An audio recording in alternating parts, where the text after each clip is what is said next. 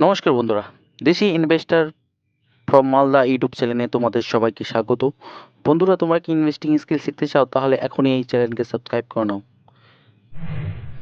Stock মার্কেটের প্রতি আকর্ষণ খুবই সাধারণ। সবাই ভাবে কদিনের ট্রেডিংয়ে বড় টাকা আর্ন করা পসিবল, কিন্তু বাস্তবতা কমপ্লিটলি ডিফারেন্ট।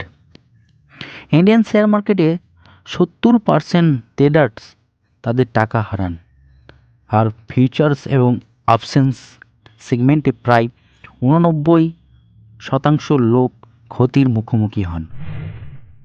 ট্রেডিং মানে প্রতিদিনের প্রাইস ফ্ল্যাকচুয়েশন থেকে প্রফিট করা, কিন্তু ইনভেস্টিং মানে হলো একটা ভালো কোম্পানি খুঁজে তার শেয়ার বাই করা এবং লং টার্ম ধরে রাখা।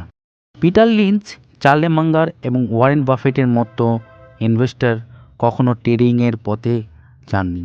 তারা বলেছেন সঠিক অ্যানালাইসিস এবং পেশেন্স থাকলে প্রকৃত লাভ করা যায়। এই কারণে তারা ইনভেস্টমেন্টের মাধ্যমে বিশাল ওয়েলথ ক্রিয়েট করতে পেরেছেন। ট্রেডিং কেন ঝুঁকিপূর্ণ? শেয়ার বাজারে এমন একটি দিক ট্রেডিং যা অনেকের কাছে আকর্ষণীয় হলেও লুকিয়ে আছে অজস্র ঝুঁকি। প্রথমত, ট্রেডিংয়ে সিদ্ধান্ত নিতে হয় অত্যন্ত দ্রুত গতিতে। বাজারের প্রতিটি সেকেন্ড গুরুত্বপূর্ণ। আপনি একটি স্টক কেনার বা বিক্রি করার সিদ্ধান্ত নেওয়ার আগেই বাজার পরিস্থিতি পাল্টে যেতে পারে। দ্রুত সিদ্ধান্ত নেওয়ার এই চাপ প্রায় ভুলের কারণ হয়ে দাঁড়ায়। বিশ্লেষণের জন্য সময় কম এবং সামান্য অসতর্কতাও বড় ক্ষতি ডেকে আনতে পারে। দ্বিতীয়ত, বাজারের প্রতিটি ওঠানামায় মুনাফা করা প্রায় অসম্ভব। স্টক মার্কেটের ওঠাপড়া একটি নির্দিষ্ট সময় মেনে চলে না। বাজারের মুভমেন্ট প্রায় অপ্রত্যাশিত। এমনকি অভিজ্ঞ ট্রেডাররাও প্রতিটি সময় সঠিক সিদ্ধান্ত নিতে পারেন না। ফলাফল হিসেবে তাদের সম্ভাবনার চেয়ে ক্ষতির আশঙ্কাই বেশি। তৃতীয়ত, অতিরিক্ত লেনদেন একটি বড় ভুল। যত বেশি লেনদেন করবেন তত বেশি ব্রোকারদের কমিশন এবং চার্জ বাড়বে।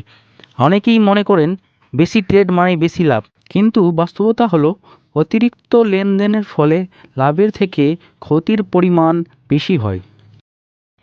তো বন্ধুরা, ট্রেডিং থেকে কিভাবে ইনভেস্টিংয়ে আসবে? প্রথমে ট্রেডিংকে বন্ধ করতে হবে। বাজারের ওঠানামায় বেশি মন দেবেন না, বরং ধীরে ধীরে ভবিষ্যতের জন্য পরিকল্পনা করুন। মিউচুয়াল ফান্ড শুরু করুন।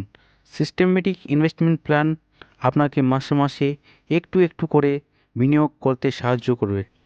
ইনভেস্টিং শিখতে ভালো কিছু বই পড়ুন, যেমন দ্য ইন্টেলিজেন্ট ইনভেস্টর বা ওয়ান আপন ওয়াল স্ট্রিট। এগুলো থেকে আপনি কোম্পানি বাছাই এবং বিনিয়োগের সঠিক পদ্ধতি শিখতে পারবেন। ইনভেস্টর হতে 5 থেকে 7 বছর সময় লাগে। যদি ইনভেস্টর না হতে পারেন তবে মিউচুয়াল ফান্ডে নিয়মিত বিনিয়োগ চালিয়ে যান। এটাই আপনার ভবিষ্যৎ সুরক্ষিত করবে।